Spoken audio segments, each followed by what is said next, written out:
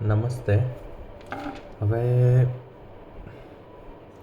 કષ્ટભંજન દેવની મૂર્તિ જુઓ તો એમાં સ્ત્રી નીચે એટલે અહીંયા ગુજરાતના સાળંગપુરમાં છે.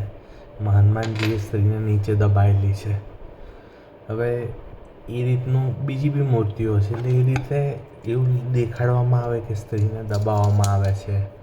કારણ કે હું મારી લાઈફસ્ટાઈલ સ્વામિનારાયણ સંતોની જેવી છે, એટલે મને સ્વામિનારાયણ સમજવામાં આવે છે. એટલે બધા પ્રશ્નો એવા કરે છે કે તું સેક્સ કેમ નથી કરતો. મને સેક્સ કરવામાં કંઈ વાંધો નથી. બધા સંન્યાસી સંતોને એના નામે જ શું કહેવાય, બંધ કરી દરવાજા જેલ કરી અને પાછા પૂરી દેવામાં આવે છે. એટલે હું એને અવોઇડ કરું છું. બીજું કોઈ રીઝન નથી. કોઈ પોતાની ઈચ્છાથી આવવા માંગતું હોય તો મારા ઘરે વેલકમ છે. હું કરીશ એની જોડે સેક્સ. અને મને કંઈ એવું બહુ સેક્સનું આવડતું નથી કે આ પોઝિશન એવું બધી બહુ મને ખબર નથી પડતી. આવશે તો બુક ખરીદીશ, શીખીશ અને કરીશ. બરાબર. આ ઈચ્છા બી મેં પૂરી કરી. આ પણ મેં બોલી લીધું. હવે આવવાનું તમારે છે મારા ઘરે, મારે નથી આવવાનું.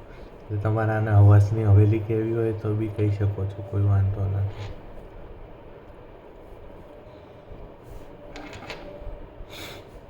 અને હું કોઈને બાંધી રાખતો નથી. તમે મુક્ત છો આવા ના જવા માટે. પણ હા, એ છે કે તમે આવ્યા તો હું વિડીયો ઉતારીશ કે તમે તમારી સહમતિ સાથે મારી જોડે કરી રહ્યા છો.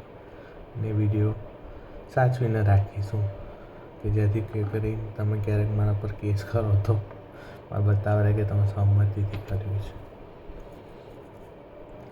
બીજું કંઈ નહીં. બાકી કોઈ એક સ્ત્રી સાથે બાંધીને મારી જોડે કરાવવા માંગતા હોય તો પણ મને વાંધો નથી. પણ હું લગ્ન મારે નથી કરવા. મારે સંન્યાસી જીવન જ જીવવું છે.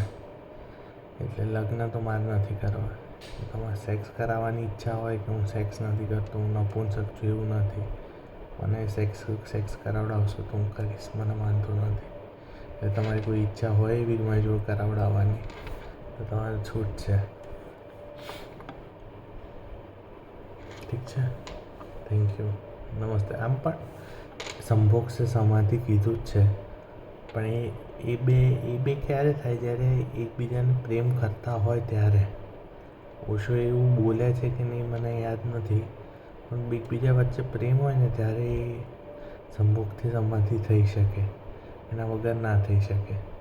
એના વગર તો એ બસ તમે સેક્સ કરો. અને હું જ્યારે પણ મારું શું કહેવાય હસ્તમૈથુન કરું છું ને, ત્યારે સીધું જે સ્ખલન થાય છે ને તો સીધું મને અહીંયા દુખવાનું ચાલુ થાય છે.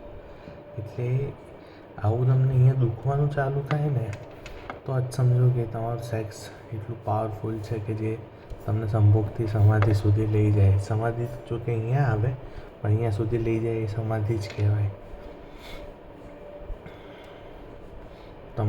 તમારી ત્રીજી આંખ ખોલી આપે છે. એટલે એ કરવું હોય તો કરાય. પણ એવું કોઈ એવી સંન્યાસી જીવન જીવનાર સ્ત્રીની વચ્ચે કરી શકાય. I am not interested in male. That I want to clear. એટલે હું કોઈ હોમો નથી કે બાયસેક્સ્યુઅલ નથી. આઈ એમ સ્ટ્રેટ. સો જો કોઈની ઈચ્છા હોય તો પૂરી થશે. નમસ્તે. Thank you.